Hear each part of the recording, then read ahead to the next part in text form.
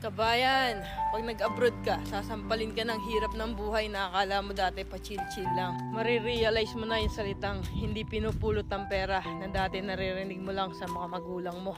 Marirealize mo na wala kang dapat pagkatiwalaan dito, kundi sarili mo. Marirealize mo na ang 5 oras na tulog ay sapat na para may paglaban ng isang araw na pagtatrabaho. At matututo kang pahalaga ng bawat sentimong sinasahod mo.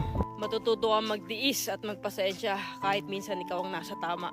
Matututo kang maging independent o mag-isa dahil wala ka namang aasahan dito kundi sarili mo lang. Matututo ka rin ditong lumaban kahit ayaw mo na at hindi mo na kaya pero wala ka pa rin choice. Wala kang choice kundi kayanin na lang. Marirealize mo na hindi pala totoo yung sinasabi nila na masarap ang buhay dito sa abroad.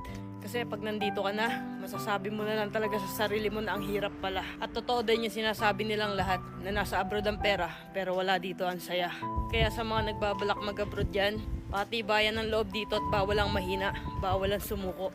Kasi dito mo mararanasan ang realidad ng buhay kung saan patatagan ng loob ang labanan.